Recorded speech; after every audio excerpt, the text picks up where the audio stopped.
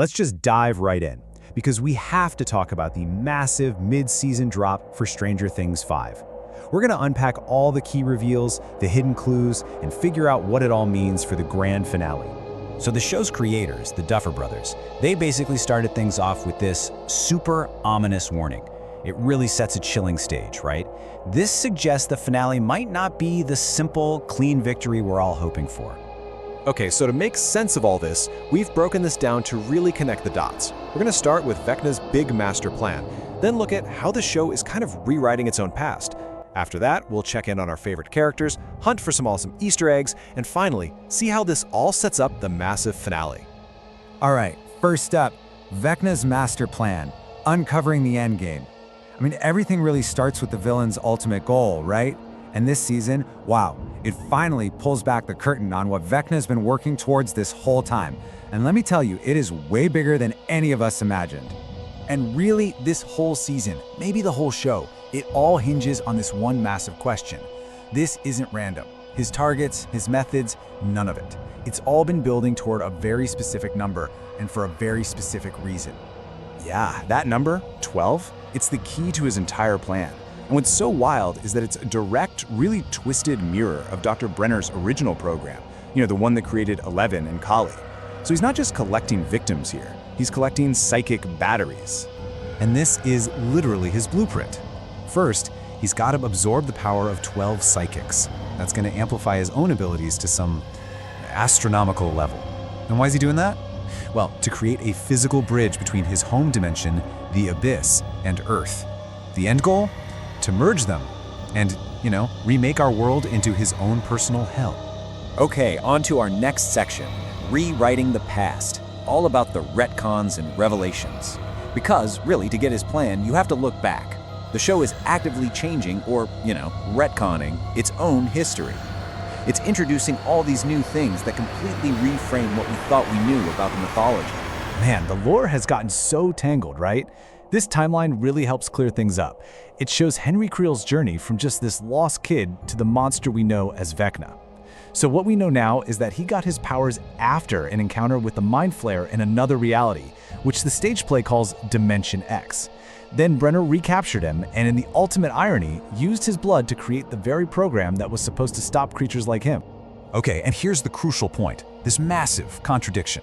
In the show, right, we see Vecna literally shaping the Mind Flayer from those swirly particles like a spider building a web. But in the stage play, The First Shadow, which is now officially canon, the Mind Flayer is this ancient separate entity that was manipulating a young Henry Creel. So what gives? This leaves a huge question for the finale, doesn't it? Is this just a little continuity error? Or are they setting us up for a final twist where the Mind Flayer turns out to be the real puppet master? And this brings us to a brand new concept, exotic matter. And trust me, this is absolutely key. It's this stuff Brenner created in his lab to study other dimensions, and we find out two huge things about it. One, it's lethal to the Mind Flayer, and two, and this is the big one, it's the exact material that's forming that grotesque wall of flesh, the bridge Vecna is building. All right, new section. Character arcs converge, the human element. Because with all this cosmic horror and crazy dimension-merging stuff going on, let's not forget what the show is really about, the characters. They're all facing their own final, really personal battles. And that's what's always made this show so special, and it's all coming to a head right now. We are seeing some major emotional threads just coming together. We've got Hopper, who clearly has some kind of death wish that 11 just straight up calls him out on. Dustin is absolutely terrified that Steve is going to try to pull an Eddie and sacrifice himself. And Mike, oh Mike, his big plan is to record a 12-hour monologue to try and therapize Henry Creel back to the good side. I mean, it's a wild plan, but it is so Mike. Okay, next up, my favorite part, the ultimate Easter egg hunt. All the nods to 80s nostalgia. I mean, come on, it wouldn't be Stranger Things if it wasn't just packed with references to all the pop culture that shaped it, right? And this season, hoo boy, it is no exception. First up, a huge one. A Nightmare on Elm Street 3 Dream Warriors. I mean, it's a perfect parallel, right? You have a group of kids banding together to fight a monster in a mindscape. And the best part? Vecna's dad in the show was played by Freddy Krueger himself, Robert Englund. It's just perfect. Then you've got this awesome, super direct nod to Return of the Jedi. Dustin literally lays out the plan, and it's the Rebel plan to destroy the second Death Star. You gotta take down the shield generator first. In this case, that grotesque wall of flesh is Vecna's shield. It's just brilliant. And it's not just the big plot points. Even minor characters are getting in on it. Derek's line, "I'm going with you," and that's that, is lifted almost word for word from Samwise Gamgee's pledge to Frodo in The Lord of the Rings. What a deep cut. And finally, poor Holly Wheeler. Her terrifying journey is a straight-up parallel to Alice in Wonderland. It even starts with the poster in her room. She then literally falls down a rabbit hole into Vecna's bizarre, twisted version of Wonderland, this place they call Camazotz. Okay, last section, setting up the finale, the final countdown. So we've got the plan, we've got the lore, we know the emotional stakes. How is all of this setting the stage for the last 2 hours of the entire series? Well, it's basically a convergence of everything we've seen so far. The final plan really does bring everything full circle. It's amazing.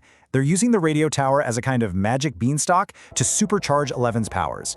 Hopper's got bombers for that exotic matter bridge. They're going back to the sensory deprivation tanks from all the way back in Season 1, and it all comes down to Will, who has to use his awful connection to Vecna to try and land the final blow from inside the mindscape. But hold on, Vecna isn't their only problem, not by a long shot. Let's not forget the US military is still lurking around, desperate to get their hands on this dimensional travel tech. And then there's the biggest wild card of all, Kali, Eleven's sister. We still have no idea where her true allegiance lies, and you know she has her own powerful agenda. And this brings us to our final lingering thought. The Duffer Brothers, they've gone on record saying there won't be a Red Wedding-style finale, which sounds like a promise not to just slaughter all of our favorite characters. But you know how TV works. Is that a genuine promise? Maybe to soften the blow in case no major characters die? Or is it a really clever misdirection, designed to make us let our guard down so the final losses hit that much harder?